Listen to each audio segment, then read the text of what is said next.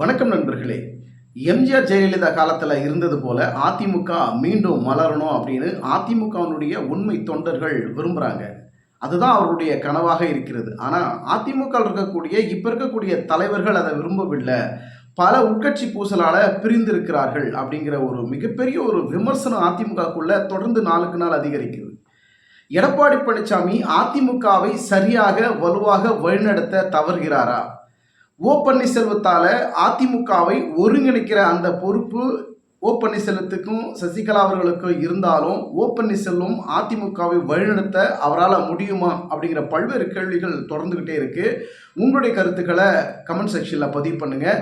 எடப்பாடி பழனிசாமி அதிமுகவை சரியாக வழிநடத்த தவறுகிறாரா? ஓ பன்னீர்செல்வம் அதிமுகவை ஒருங்கிணைக்க முடியுமா? உங்களுடைய கருத்துக்களை கமெண்ட் செக்ஷனில் தவறாமல் பதிவிடுங்க.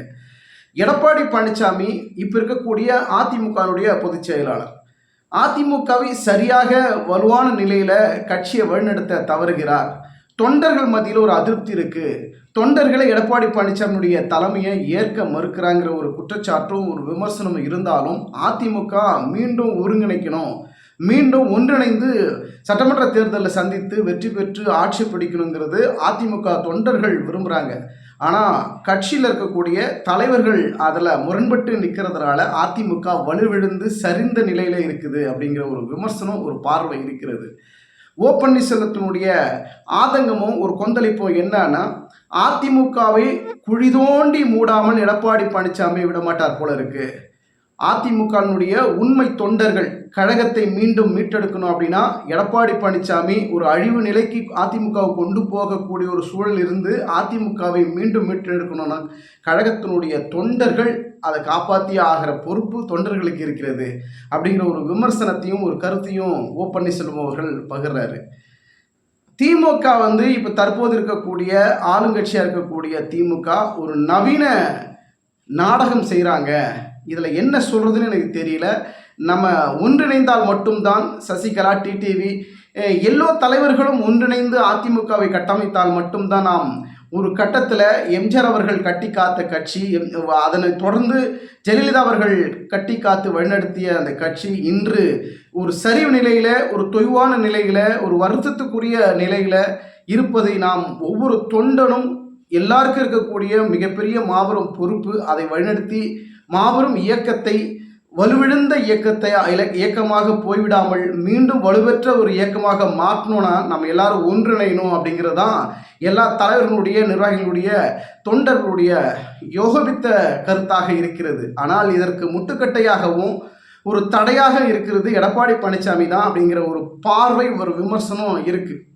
நேற்று நடந்த திமுகனுடைய நிகழ்ச்சியில் தமிழக முதலமைச்சர் மு க ஸ்டாலின் அவர்கள் ஒரு கருத்தை பகிர்றாரு. திமுகவுக்கு எதிரி யாருமே இல்லை, எங்களுக்கு எதிரி யாருமே கிடையாதுங்க தமிழ்நாட்டில் அப்படின்னு நேற்று நடந்த ஒரு திமுக நிகழ்ச்சியில் முதலமைச்சர் அவர்கள் கருத்துக்களை பகிர்ந்தார். ஆனால் அதிமுக இருக்கக்கூடிய முன்னாள் அமைச்சர் டி ஜெயக்குமார் என்ன சொல்கிறாருன்னா, எங்களுக்கு ஒரே எதிரி திமுக தாங்க, பாஜகவோ நாம் தமிழர் கட்சியோ வேறு எந்த கட்சியும் எங்களுக்கு எதிரியே கிடையாது, திமுக தான் எங்களுக்கு முதல் எதிரி, நம்பர் 1 எதிரி அப்படிங்கிறாரு.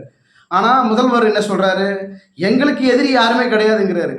அப்போ அது போன்ற ஒரு சூழல் அதிமுகவுக்கு இப்போது இருக்குது அப்படின்னா எடப்பாடி பழனிசாமி ஒரு கவனமாக அதிமுக வழிநடத்தணுங்கிற ஒரு எச்சரிக்கை மணி தான் அதிமுகவுக்கு வருகிறது.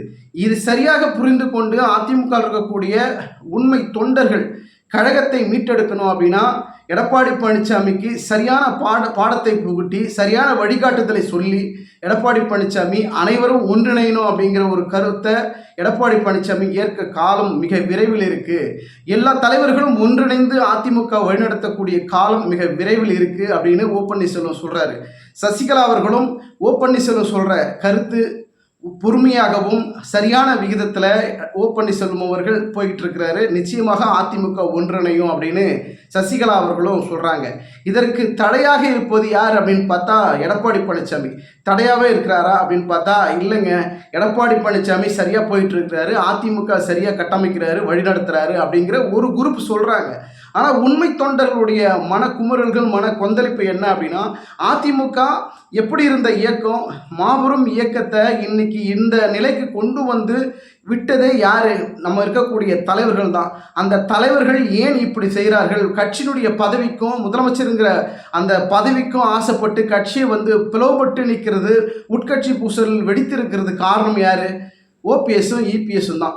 அப்படிங்கிற மாபெரும் ஒரு குற்றச்சாட்டை தொடர்ந்து தொண்டர்களும் பொதுமக்களும் வைக்கிறாங்க. பொறுத்திருந்து பார்க்கலாம். வருகிற சட்டமன்ற தேர்தலில் அதிமுக ஒன்றிணைந்த ஒரு அதிமுகவாக உருவெடுத்து வருகிற சட்டமன்ற தேர்தலை சந்தித்து வெற்றி பெறுவார்களா அப்படிங்கிற ஒரு மாபெரும் ஒரு கேள்வி இருக்கிறது. பொறுத்திருந்து பார்க்கலாம். உங்கள் அனைவரிடத்திலும் ஒரு அன்பான வேண்டுகோள், நம்முடைய சேனலை இதுவரைக்கும் சப்ஸ்கிரைப் செய்யாதவர்கள் சப்ஸ்கிரைப் செய்து வைத்துக் கொள்ளுங்கள். உங்களுடைய மேலான ஆதரவு எங்களுக்கு அடுத்தடுத்து போடக்கூடிய வீடியோக்கு ஒரு பலமாக இருக்கும். கிட்டத்தட்ட ஒரு 80% நம்மளுடைய சேனலை இதுவரைக்கும் சப்ஸ்கிரைப் செய்யாமல் பார்த்துக்கிட்டு இருக்கிறாங்க. உங்கள்கிட்ட ஒரு அன்பாக கேட்டுக்கிறேன், நம்மளுடைய சேனலை சப்ஸ்கிரைப் செய்யுங்க, லைக் பண்ணுங்கள், உங்களுடைய கருத்துக்களை கமெண்ட் செக்ஷனில் பதிவு பண்ணுங்கள்.